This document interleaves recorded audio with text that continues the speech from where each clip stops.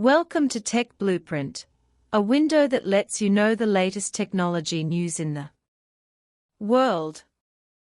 On January 27th, the global AI circle ushered in a big earthquake. Chinese AI company DeepSeek released an open-source multimodal model Janus Pro and Janus Flow, which directly knocked down the stock price of American chip giant Nvidia. On this day, Nvidia's stock price plummeted 17%, and its market value evaporated 4.3 trillion yuan. As soon as the news came out, the entire technology industry exploded. Everyone is asking, who is DeepSeek? Why can it cause Nvidia to suffer such heavy losses? The matter dates back to January 20th, when DeepSeek first launched the R1 inference model. The performance of this model is almost the same as OpenAI's O1, but the cost is surprisingly low.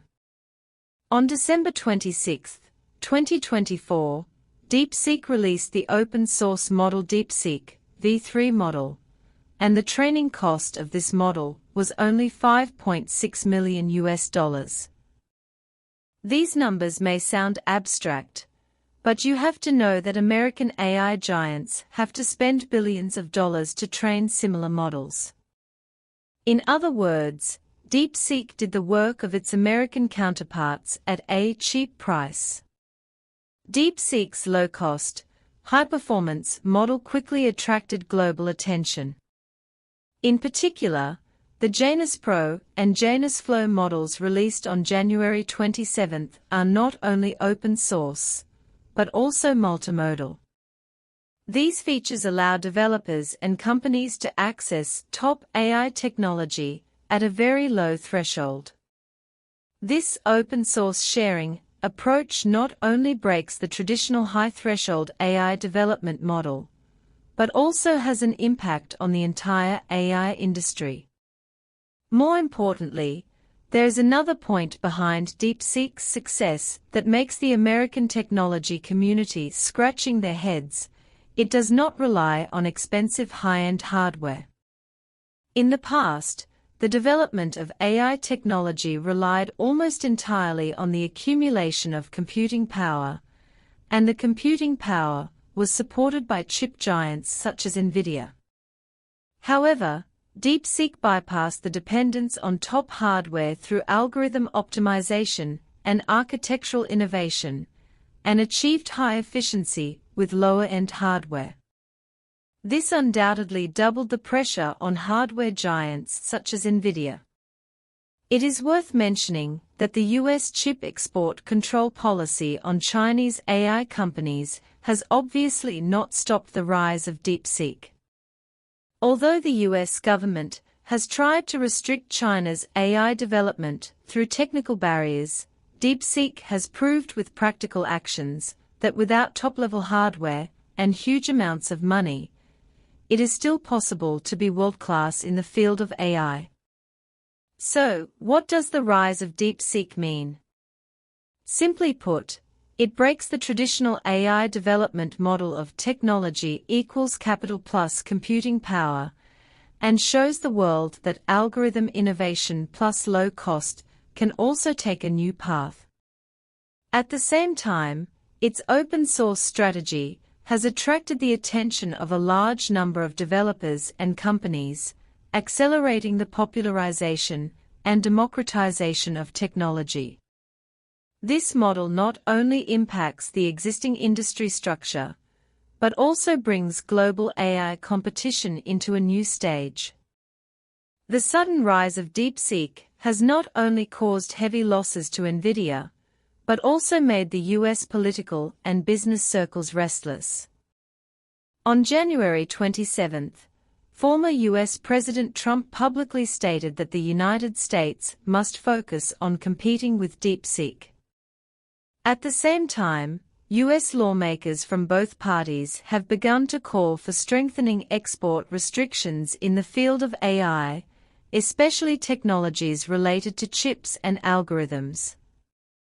Republican Congressman Mulliner and Democratic Congressman Mark Warner even proposed further strengthening sanctions on Chinese AI companies in an attempt to curb their technological development. In the business world, Meta founder Zuckerberg and Alexander Wang, founder of AI startup Scale AI, also spoke out, saying that DeepSeek's low-cost model may change the rules of the game for the entire industry.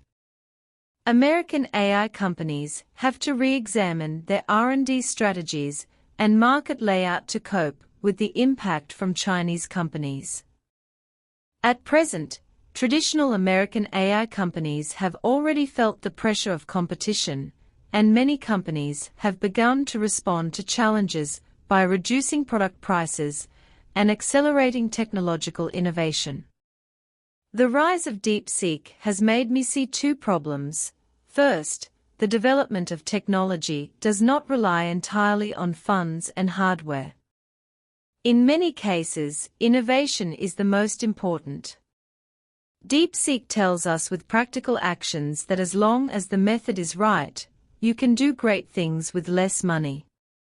Second, the US technology blockade policy has not achieved the expected effect, but has forced Chinese companies to achieve breakthroughs in algorithms and architectures.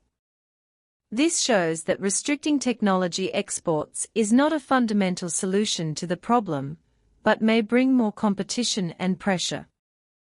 In addition, DeepSeek's open-source strategy also makes me feel very interesting. In the past, many AI technologies were monopolized by a few large companies, but DeepSeek's approach has given more people the opportunity to participate. This not only makes technology more popular, but may also change the ecology of the entire industry.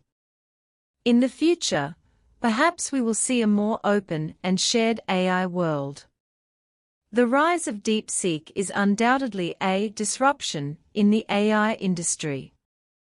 It shows us the importance of algorithm innovation and makes people begin to reflect: do all technologies have to rely on burning money and hardware accumulation?